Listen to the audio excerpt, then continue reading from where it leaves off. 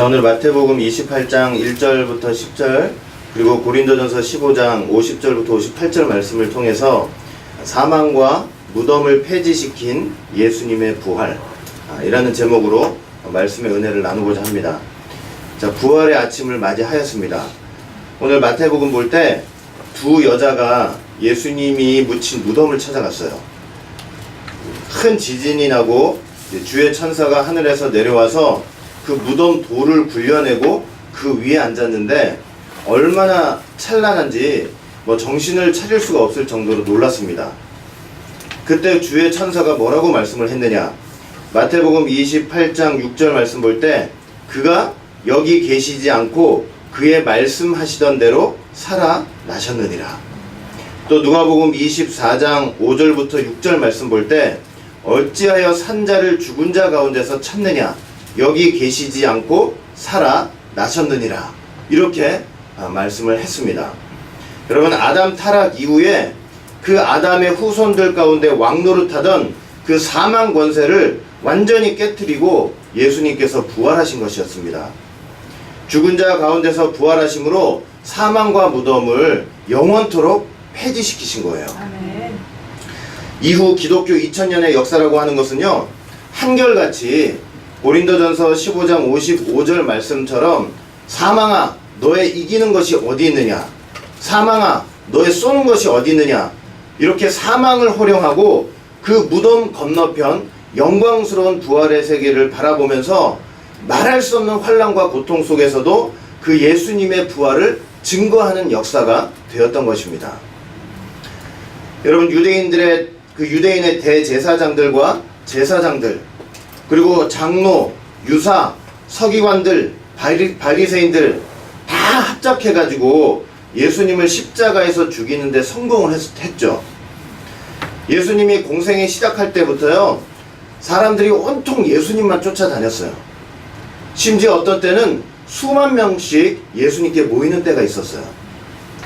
누가복음 12장 1절 말씀 볼 때 그 동안에 무리 수만 명이 모여 서로 밟힐 만큼 되었더니, 그러니까 종교 지도자들이 그걸 보면서 얼마나 시기 질투를 했습니까? 그냥 보통 시기 질투가 아니고 속이 부글부글 끓는 거예요. 요한복음 12장 19절 말씀 볼 때 바리새인들이 서로 말하되 볼지어다 너희 하는 일이 쓸데없다. 보라 온 세상이 저를 좇는도다 하니라. 이렇게 기록되어 있어요. 그러니까 속이 부글부글 끓을 정도로 시기 질투로 가득 찼던 것입니다. 여러분, 절대로 잊지 마세요. 시기 질투 때문에 이 대제사장들, 종교 지도자들이 예수님을 빌라도에게 넘겨준 것입니다. 마태복음 27장 18절 말씀 볼 때 이는 저가 그들의 시기로 예수를 넘겨준 줄 알미니라. 마가복음 15장 10절 말씀 봐도 이는 저가 대제사장들이 시기로 예수를 넘겨줄 줄 알미니라. 분명히 기록되어 있죠. 여러분, 시기는 남을 죽이는 것 같지만 결국은 자기를 죽이는 일이라는 것을 우리가 꼭 기억해야 돼요.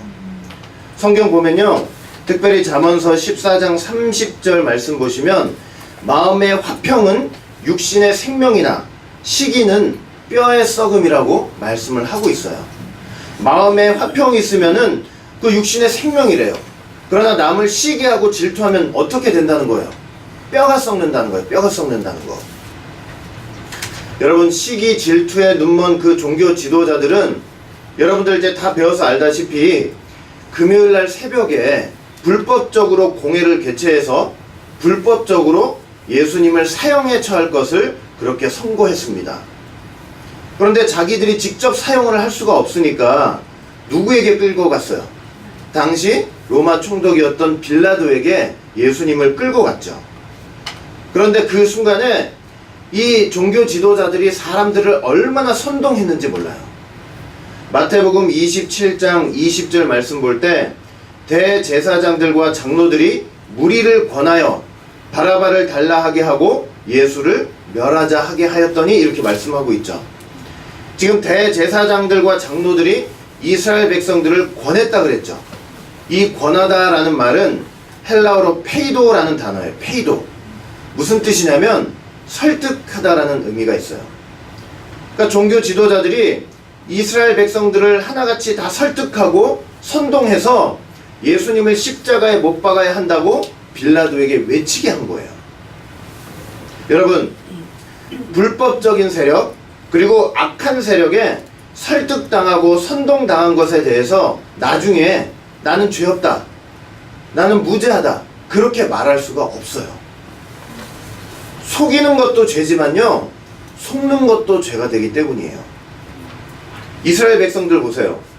종교 지도자들에게 속아가지고 결국 그들과 함께 예수님을 십자가에 못 박는 그런 엄청난 죄의 자리에 동참했잖아요.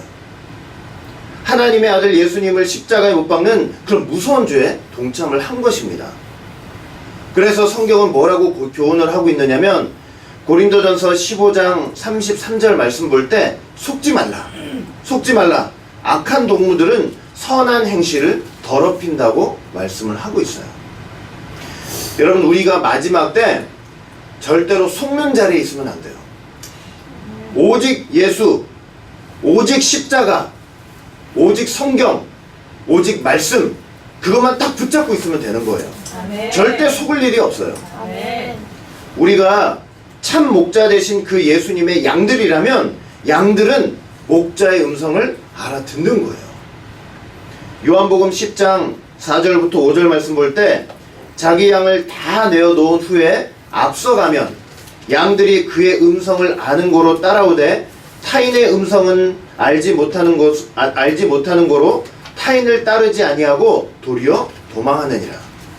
그러니까 목자의 음성을 아는 양들은요 결코 타인을 따라가지 않고 오직 예수님만 쫓아가는 거예요. 오직 말씀만 쫓아가게 돼 있는 거예요. 자, 종교 지도자들 보세요. 이렇게 시기 질투로 예수님께 사형 선고를 내리고 사람들을 선동시켰죠. 설득했어요. 그래서 예수님을 십자가에 못 박아놓고 어떻게까지 했습니까? 어떻게까지 했어요?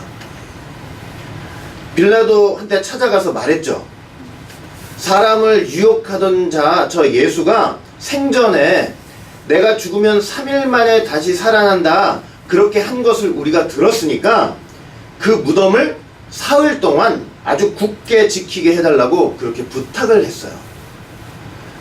만약 그의 제자들이 그 예수의 시체를 도적질해 간 다음에 백성들에게 예수가 다시 살아났다고 얘기를 하면 그 유혹이 살아있을 때보다 더 크게 될 거라고 얘기를 하면서 그렇게 부탁을 한 거예요. 그러니까 이 예수라는 이름이 다시는 세상에 널리 퍼지지 않도록 아예 생매장을 시키도록 그렇게 3일 동안 무덤을 굳게 지켜달라고 빌라도에게 부탁하는 거 보세요. 여러분, 얼마나 악한 거예요. 얼마나. 여러분, 빌라도가 그 얘기를 듣고 겁나니까 로마 군인들을 파견해서 그 무덤을 지키게 만들었어요. 마태복음 27장 66절 말씀 보면 저희가 파수꾼과 함께 가서 돌을 임봉하고 무덤을 굳게 지키니라 이렇게 말씀하고 있죠. 그러니까 예수님의 무덤을 일단 어떻게 해놨어요? 큰 돌로 막아 놓았죠. 그리고 그 돌을 어떻게 했대요? 임봉했다고 말씀을 하고 있어요. 임봉했다는 것은 로마 황제 어인을 찍어놨다는 거예요. 그러니까 감히 이제 누구라도 그 큰 돌을 함부로 건드리거나 움직이면 안 되는 거예요.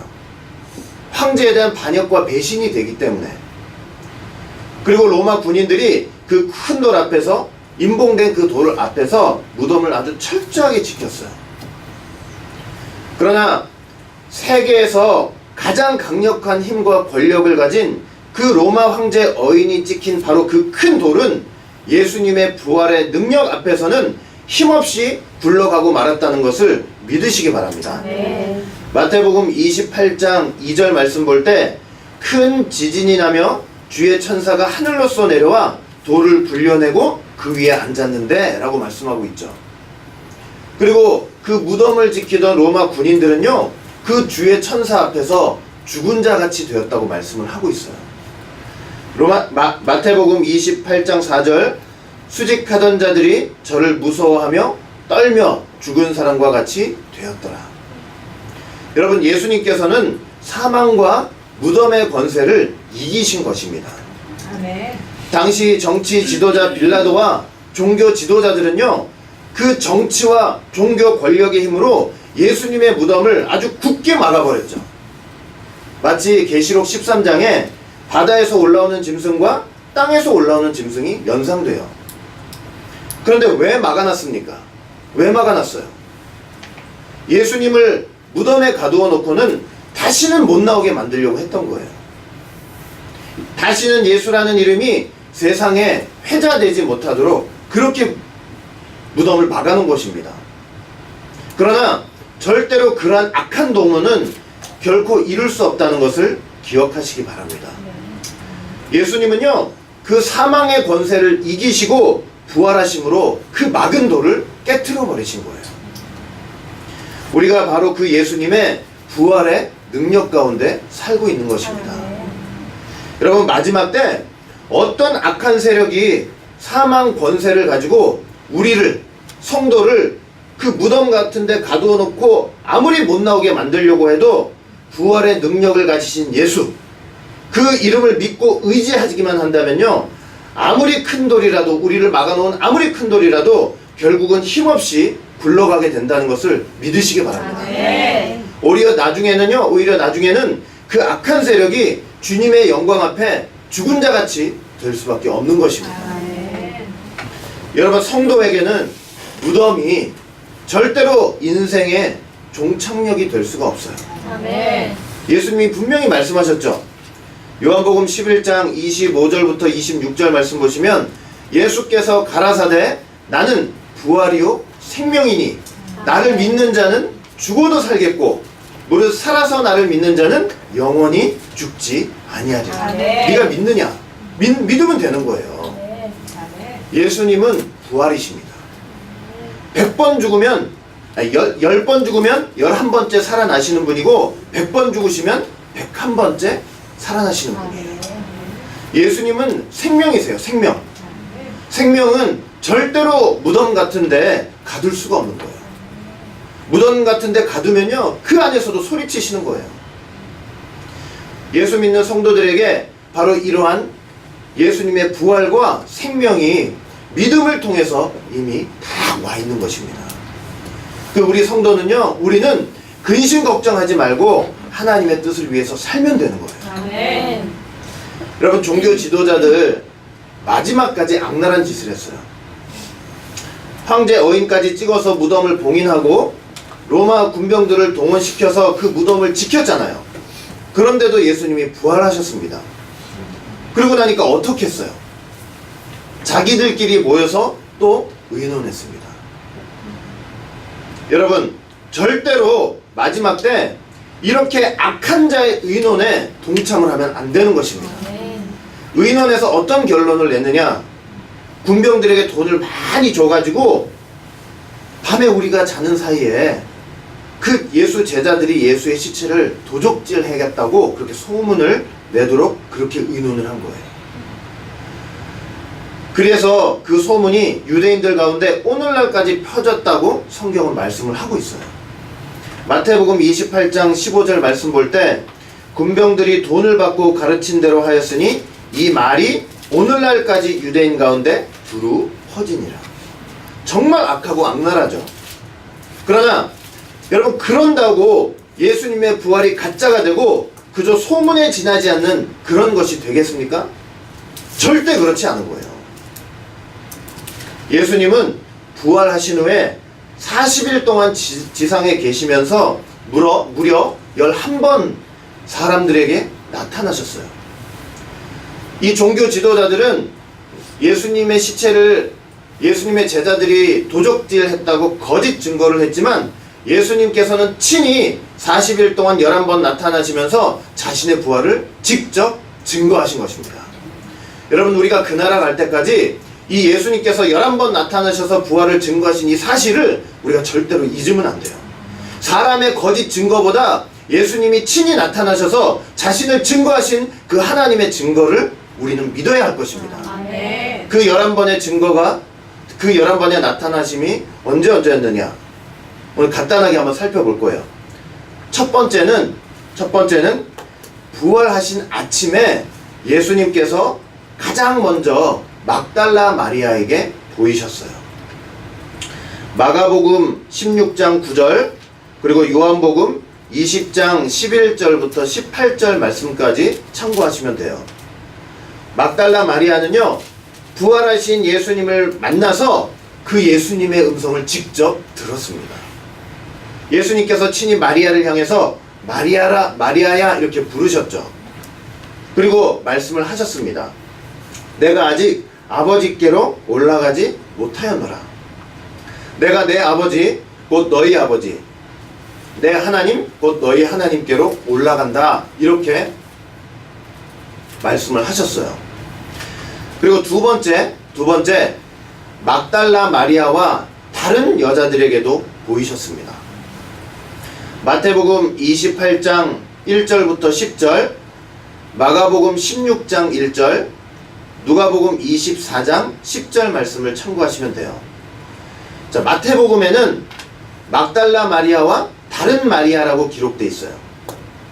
마가복음에는 막달라 마리아, 야고보의 어머니 마리아, 살로메라고 기록되어 있어요. 누가복음에는 막달라 마리아, 요한나, 야고보의 모친 마리아, 그들과 함께한 다른 여자들이라고 그렇게 기록되어 있어요.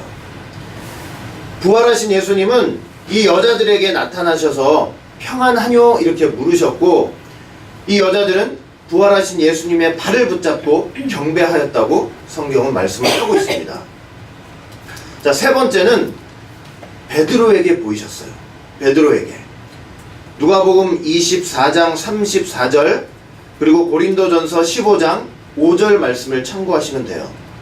부활하신 예수님은 사랑하시는 제자 베드로에게도 나타나신 것입니다. 네 번째는 엠마오로 가는 두 제자에게도 나타나셔서 부활하신 몸을 보이셨어요. 마가복음 16장 12절 그리고 누가복음 24장 13절부터 35절 말씀이에요. 예수님이 십자가에서 돌아가시고 그야말로 너무나 낙심이 돼서 엠마오로 내려가던 두 제자들에게 예수님이 나타나신 것입니다. 그런데 예수님께서 그들에게 다른 모양으로 나타나셨어요. 그 제자들이 예수님을 알아보지 못했던 거예요. 그러니까 예수님께서 그들에게 모세와 및 모든 선지자의 글로 시작하여서 모든 성경에 쓴 바 자기에 관한 것을 아주 자세하게 설명을 했다고 말씀을 하고 있어요. 그리고 그들과 함께 음식을 잡수실 때 제자들이 눈이 밝아져서 부활하신 예수님을 알아봤다고 말씀을 하고 있어요. 말씀을 깨달아야 예수님을 알아보는 거예요. 아멘. 다섯 번째, 부활하신 저녁 두려움에 떨고 있는 10 제자들에게 나타나셨어요. 요한복음 20장 19절부터 23절 말씀을 참고하시면 되죠. 도마를 제외한 10명의 제자들 가운데 예수님이 딱 나타나신 거예요. 예수님 돌아가시고 그 유대인들이 두려워서 문을 꼭 닫고 있었는데 예수님이 어떻게 하셨어요? 그 닫힌 문을 통과해서 제자들에게 나타나신 거예요. 예수님의 부활의 몸은 아주 신령한 몸이라는 것을 우리가 알 수 있는 거죠. 그리고 예수님은 떨고 두려워서 떨고 있는 그 제자들에게 너희에게 평강이 있을지어다. 너희에게 평강이 있을지어다라고 말씀을 하시면서 자신의 손과 옆구리를 다 보여주셨어요. 자, 여섯 번째는 8일 후에 11 제자들에게 나타나셨습니다. 요한복음 20장 26절부터 29절 말씀이죠. 자, 도마는요, 도마는 손의 못자국과 이 옆구리의 창자국을 내 눈으로 보기 전에는, 그 자국에 내 손가락을 넣어 보기 전에는 믿지 못하겠다고 얘기를 했죠. 그러니까 예수님께서 그런 도마에게 손의 못자국과 옆구리의 창자국을 보이시며 너 손가락을 넣어보라고 하시면서 믿음 없는 자가 되지 말고 믿는 자가 되라고 그렇게 말씀을 하셨어요. 자, 일곱 번째 디베랴 바다, 갈릴리 바다죠. 디베랴 바다에서 7 제자들에게 나타나셨습니다. 요한복음 21장 1절부터 23절 말씀이에요. 여러분, 베드로를 비롯한 7 제자들이 이제 다시 물고기를 잡겠다고 귀향해서 디베랴 바닷가로 갔습니다. 갈릴리 바다죠. 밤새 물고기를 한 마리도 못 잡고 있었는데 예수님이 나타나셔서 배 오른편으로 그물을 던지라 하심으로 그물을 던졌더니 무려 153마리나 물고기를 잡았습니다. 그리고 베드로에게 무려 3번이나 네가 나를 사랑하느냐 물으셨고, 그렇게 물으시면서 내 양을 치라고 말씀을 하셨어요. 8번째는 갈릴리에서 11 제자들에게 보이셨습니다. 마태복음 28장 16절부터 17절, 마가복음 16장 14절 말씀 참고하시면 됩니다. 여러분, 예수님께서 겟세마네 동산에 오르시기 전에 분명히 제자들에게 하신 말씀이 있었어요. 마태복음 26장 32절 보면, 그러나 내가 살아난 후에 너희보다 먼저 갈릴리로 가리라, 이렇게 말씀을 하셨죠. 예수님이 이 말씀대로 부활하신 후에 갈릴리로 오셨고, 갈릴리의 한 산에서 11 제자들에게 나타나신 것입니다. 9번째, 500명의 형제들에게 일시에 보이시기도 했습니다. 고린도전서 15장 6절 말씀이에요. 예수님께서는 제자들 뿐만 아니라 수많은 사람들에게도 나타나셔서 자신의 부활하심을 친히 증거를 하신 것이었습니다. 10번째는 예수님의 친동생 야고보에게도 보이셨습니다. 고린도전서 15장 7절 말씀이에요. 예수님의 동생 야고보는요, 나중에 초대교회의 아주 중요한 지도자들 중에 한 사람이 되었어요. 11번째는 40일 후 승천하시기 직전에 11 제자들에게도 나타나셨습니다. 사도행전 1장 4절부터 11절 말씀까지예요. 그러니까 예수님께서 제자들에게 마지막으로 당부를 하셨죠. 예루살렘을 떠나지 말고 아버지의 약속하신 것을 기다리라. 이 아버지 약속하신 것이 뭐예요? 성령이죠, 성령. 그렇게 말씀하시면서 성령이 임하시면 너희가 권능을 받고 예루살렘과 온 유대와 사마리아와 땅끝까지 이르러 내 증인이 되겠다고 그렇게 말씀을 하셨습니다. 아멘. 이 말씀을 하시고 구름을 타고 승천을 하신 거예요. 여러분, 이렇게 예수님은요, 부활하신 후에 40일 동안 무려 11번이나 나타나셔서 친히 부활을 증거하신 거예요. 그리고 예수님의 부활을 직접 눈으로 본 제자들은요, 성령을 받고 그야말로 죽기까지 부활의 신앙 가지고, 부활의 신앙은 뭐예요? 내가 죽어도 산다는 거예요. 죽어도 산다. 아멘. 그 부활의 신앙을 가지고 끝까지 믿음을 지키면서 복음을 땅끝까지 전하는 귀한 순교자들이 되었던 것입니다. 종교 지도자들의 어떠한 간사한 계략이나 모략도 부활의 신앙을 가진 제자들을 방해할 수 없었습니다. 그리고 부활하신 예수님의 이름을요, 감히 회방할 수가 없었어요. 무덤에 가다 놓고 다시는 세상에 나오지 못하도록 했지만 그렇게 할 수가 없었던 것입니다.